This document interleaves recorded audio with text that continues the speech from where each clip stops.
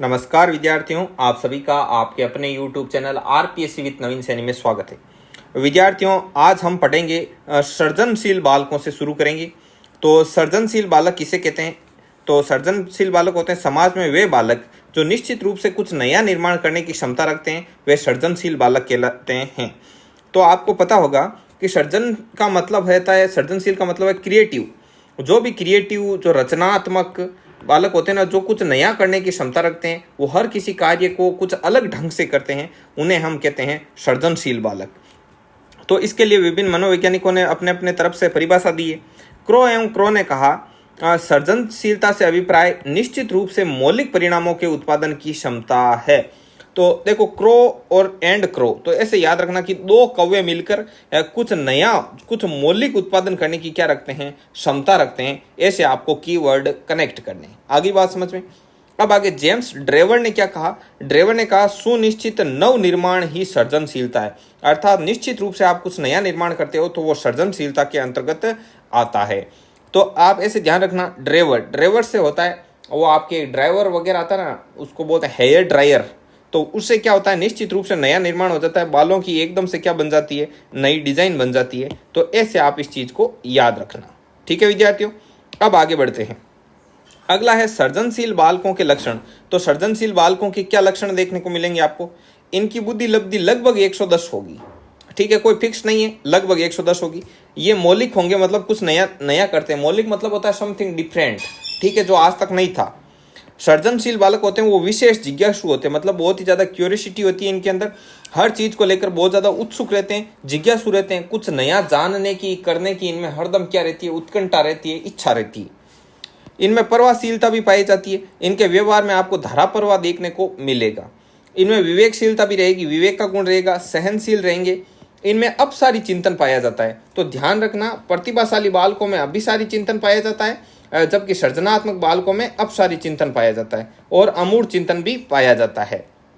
इनकी कार्य क्षमता उच्च होती है, मतलब इनकी जो वर्क करने की जो एफिशिएंसी होती है वो क्या होती है, हाई होती है। ये कठिन कार्यों में रुचि लेते हैं, अर्थात जो डिफिकल्ट वर्क होता है उसको बोलेंगे कि ये तो हम करेंगे। ठीक है, ये मिलनसार होते हैं, बहुत ही ज़्यादा इनका फ्रेंडली नेचर होता है। इनकी सकारात्मक सोच होती है, समाज और सामाजिक सोच भी होती है। ये समाज को लेकर कुछ नया करने की क्या रखते हैं, नया करने की इनकी क्या होती है, इच्छा होती है। ठीक है, इनमें प्रतिस्पर्धा एवं सहयोग का भाव होता है, अर्थात इनमें कंपटीशन का भाव आपको बहुत ज़्यादा क्या होगा, देखने को मिलेगा। समझे आप? मतलब जैसे प्रतिस्पर्धा की, मैं इससे आगे निकलूँ, ऐसे होड़ बची रहती है इनमें। ठीक है, और हेल्पफुल नेचर भी होता है। इनमें मौलिक परिणाम और उत्पादन क्षमता होती है, ये आपको पता ही है। प्रयासरत रहते हैं हमेशा अपने लक्ष्य के प्रति।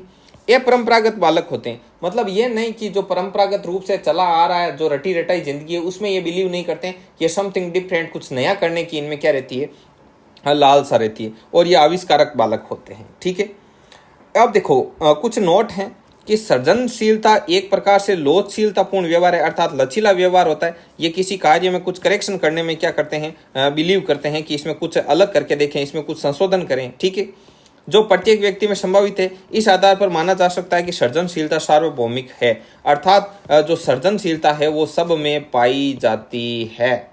समझ में आई बात? आपकी सृजनशीलता है वो किसी कारण दबी हुई है, छिपी हुई है। समझे आप? सृजनशीलता सार्वभौमिक है, अर्थात ईश्वर की प्रत्येक प्रतिकृति, अर्थात प्रत्येक मनुष्य में सृजनशीलता पाई जाती है। आगे बढ़ते हैं। अगला है, सृजनशील बालक को मूल रूप से लक्ष्य केंद्रित रखते हुए कार्य करवाना चाहिए। लक्ष्य केंद्रित मतलब उसको पूर्णतया, उसको टारगेट को लेकर उसको क्या देनी चाहिए, स्वतंत्रता देनी चाहिए। समझे आप? अब ये क्वेश्चन कई बार पूछा हुआ है, ये बहुत ही ज़्यादा इंपॉर्टेंट है कि सृजनशील बालक को किस प्रकार से कार्य करवाना चाहिए। लक्ष्य केंद्रित, कार्य केंद्रित, ऐसे आपको बहुत सारा देगा, तो उसमें आपको लक्ष्य केंद्रित को करेक्ट करना है। ठीक है, सृजनशीलता है वो व्यक्ति में कम होने पर विभिन्न प्रयासों से बढ़ाई जा सकती है, विशेष प्रशिक्षण के द्वारा विकास संभव है। अर्थात सृजनशीलता है उसको ट्रेनिंग द्वारा, प्रशिक्षण द्वारा, स्पेशल ट्रेनिंग के द्वारा हम सृजनशीलता को बढ़ा सकते हैं, उसमें विकास संभव है। ठीक है, सृजनशीलता 3 वर्ष की आयु से बढ़ने लगती है। तो ये फैक्ट ध्यान में रखना, बहुत ही ज़्यादा इंपॉर्टेंट है कि सृजनशीलता 3 वर्ष की आयु से बढ़ने लगती है, तथा जैसे जैसे आयु बढ़ती है वैसे वैसे इसका विकास होता है, तथा 30 वर्ष की आयु में ये सर्वोच्च स्तर पर होती है। ये फैक्ट भी क्या है, इंपॉर्टेंट है। और उसके बाद में ये क्या करने लगती है, घटने लग जाती है, सृजनशीलता बाद में घटने लग जाती है और 60 वर्ष की आयु तक ये लगभग क्या हो जाती है, समाप्त हो जाती है। ठीक है, और यदि व्यक्ति इसको सृजनात्मकता को प्रभावी रखता है तो यह जीवन पर्यंत बनी रह सकती है। अर्थात यदि व्यक्ति सृजनात्मक सोच रहा है, कुछ नया कर रहा है, तो 30 साल की उम्र में तो वो उसके मैक्सिमम चरम स्तर पर जाएगी। अब वो आगे भी यदि इसका प्रयोग करता रहे, प्रैक्टिस करता रहे, तो ये सृजनात्मकता लाइफ टाइम बनी रहेगी। और यदि वो बीच में प्रयास करना छोड़ दे और मतलब कुछ नया नहीं करे, निठल्ला बैठा रहे, तो वो धीरे धीरे सृजनात्मकता क्या हो जाएगी, समाप्त हो जाएगी। ठीक है, सृजनशील बालकों की सृजनशीलता को, जो सृजनशील बालक हैं उनकी सृजनशीलता को बढ़ाए या बढ़ाने के लिए या बनाए रखने के लिए हमको क्या करना चाहिए।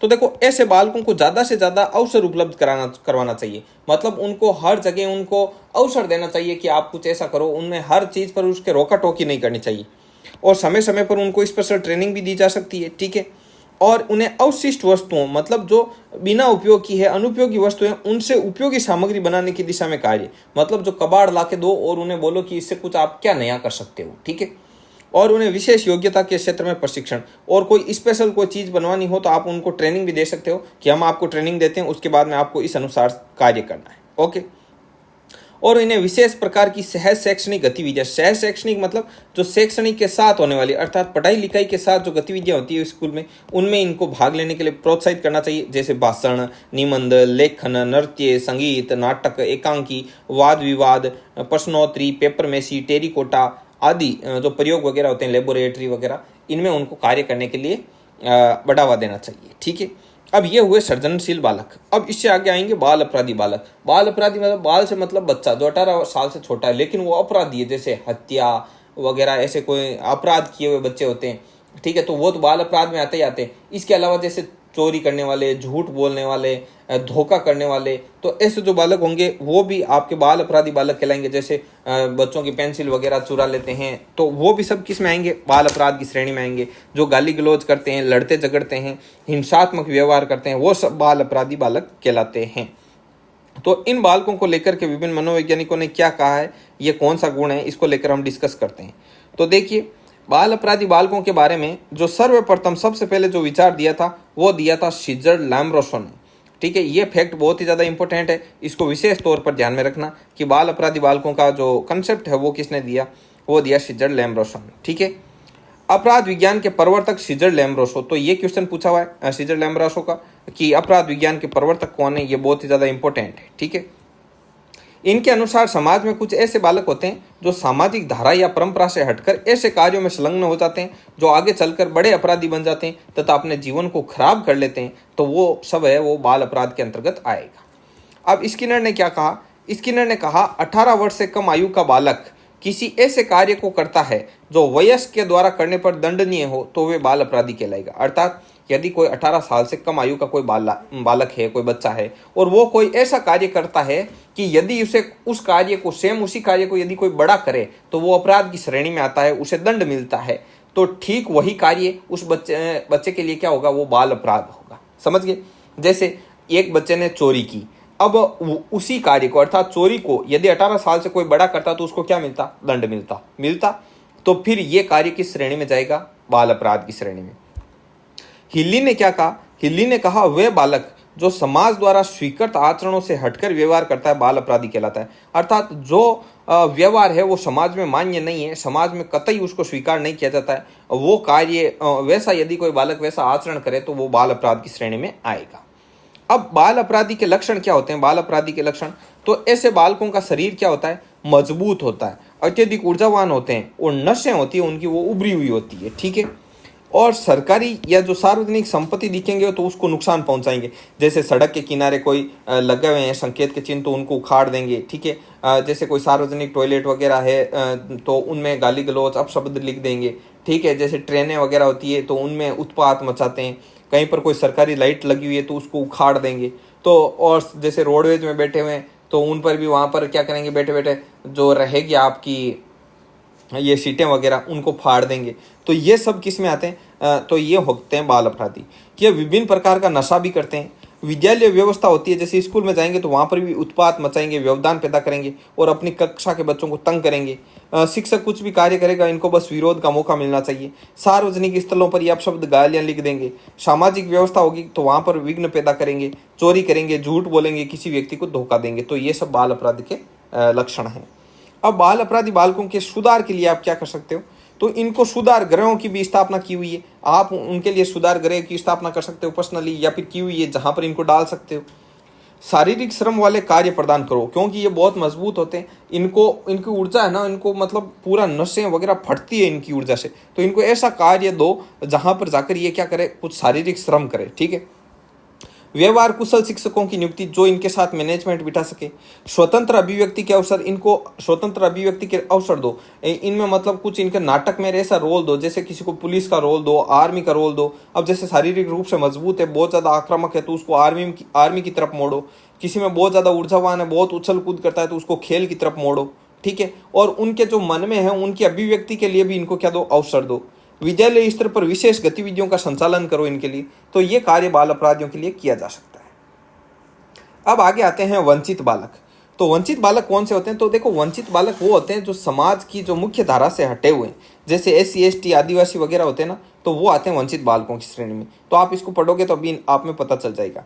तो देखो, समाज में जाति व्यवस्थाओं ने कुछ लोगों को अनुसूचित वर्ग में वर्णित कर दिया है। वर्तमान में समाज का एक बड़ा भाग, जिसमें ST SC एवं आदिवासी वर्ग से जुड़े हुए परिवार आते हैं।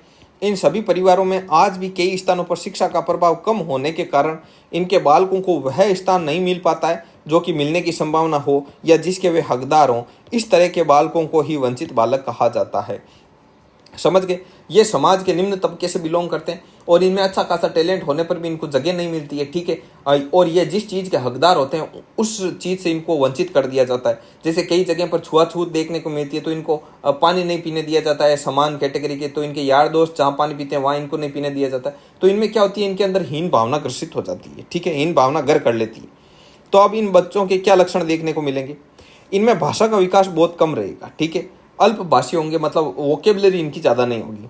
ये पूर्वाग्रह से ग्रस्त रहेंगे, मतलब इनमें ऑलरेडी पूर्व धारणा बनी हुई रहेगी कि ये कार्य तो हम कर ही नहीं सकते, ये तो हमारे लिए है ही नहीं, हम इसके लिए बने ही नहीं। ठीक है। इनमें कॉन्फिडेंस भी बहुत कम होता है, टेंशन में रहते हैं, पहल की कमी होती है। ये किसी नए कार्य के लिए पहल नहीं कर पाते। ये सोचते हैं कि हम कुछ करेंगे तो हमको रोक दिया जाएगा, टोक दिया जाएगा। तो ये डरते डरते, मतलब डरा डरा सा व्यवहार प्रदर्शित करते हैं। एजुकेशन में भी ये पिछड़ापन होता है इनमें। मतलब ये नहीं है कि सभी पिछड़े हुए होते हैं, लेकिन ऑलमोस्ट ओवरऑल देखा जाए इनकी जाति में तो पिछड़ापन देखने को मिलेगा। ये परंपरागत होते हैं, मतलब रूढ़िवादी टाइप के सोच के होते हैं। ठीक है। नकारात्मक सोच भी रहती है कईयों में, और सहम में और डरे हुए रहते हैं। ठीक है। अब इन वंचित बालकों के लिए क्या कार्य किए जा सकते हैं? तो देखो, वंचित बालकों के लिए नंबर 1, इनको वर्तमान समय में ऐसे बालकों को लेकर कई प्रकार के विशिष्ट कार्यक्रम और योजनाएं सरकारी स्तर पर संचालित है, जो देश के कोने कोने में प्रयासरत है। तो आपका दायित्व बनता है कि आप इन्हें इन योजनाओं से क्या कराओ, परिचित कराओ। ठीक है। अब है कुछ प्रश्नोत्तर, तो प्रश्न देख लीजिए। यदि विद्यार्थियों का बुद्धि स्तर समान है तब भी उनकी उपलब्धि में विभिन्नता हो सकती है। बिल्कुल, समान IQ वाले हैं तो उनके जो अचीवमेंट में फर्क आ सकता है कि वो क्या प्राप्त करेंगे, किस स्टेज तक जाएंगे। तो हो सकता है कि किसी का IQ ज़्यादा होकर भी वो पीछे रह जाए और किसी का कम होकर भी वो आगे पहुंच जाए। ठीक है। और बालकों में सृजनात्मकता की जो शक्ति होती है उसको और किस किस नाम से जाना जाता है? तो उसे नवीन क्षमता, उत्पादन क्रिया, अंतर्निहित शक्ति, तो ये सब मिलकर के और सृजनात्मकता कहलाती है। ठीक है। नवीन विचार का सर्जन, उत्पादन और मौलिक, ये आवश्यक गुण किसके हैं? ये आवश्यक गुण हैं सृजनात्मकता के। एक बालक संगीत की अद्वितीय प्रतिभा का धनी है, उसके लिए कौन सी श्रेणी सर्वश्रेष्ठ है? तो इसमें विशिष्ट है। प्रतिभाशाली विद्यार्थियों के लिए शिक्षक को अनुकूलन करना चाहिए, और जैसे जैसे विद्यार्थियों में बदलाव आता है वैसे वैसे खुद को भी बदलना चाहिए। कौन सा सृजनात्मक का तत्व नहीं है? तो समस्याएं सुलझाना कभी भी सृजनात्मकता में नहीं आता। इसको देख करके तो लगता है कि ये आता है, लेकिन ये फिर भी नहीं आता है। ठीक है। और सुधार स्कूल किसके लिए स्थापित किए जाते हैं? तो बाल अपराधियों के लिए। ठीक है विद्यार्थियों, तो आज की क्लास में बस इतना ही। ये कंटेंट आपको कैसा लगा कमेंट बॉक्स में कमेंट करके जरूर बताना। और आप यदि व्हाट्सअप ब्रॉडकास्ट में ऐड नहीं है तो इन नंबरों पर अपना नाम और डिस्ट्रिक्ट सेंड करके व्हाट्सअप ब्रॉडकास्ट में ऐड हो सकते हैं। इसके अलावा ये PDF आपको टेलीग्राम चैनल पर मिलेगी, और टेलीग्राम चैनल का लिंक डिस्क्रिप्शन में दे रखा है। इसके अलावा हमने हिस्ट्री, कल्चर, ज्योग्राफी, इन सभी का कोर्स कंप्लीट कर दिया है। उसकी PDF भी आप डिस्क्रिप्शन में दिए गए लिंक से प्राप्त कर सकते हैं। ठीक है विद्यार्थियों, तो मिलेंगे नेक्स्ट वीडियो में। तब तक के लिए जय हिंद, जय भारत।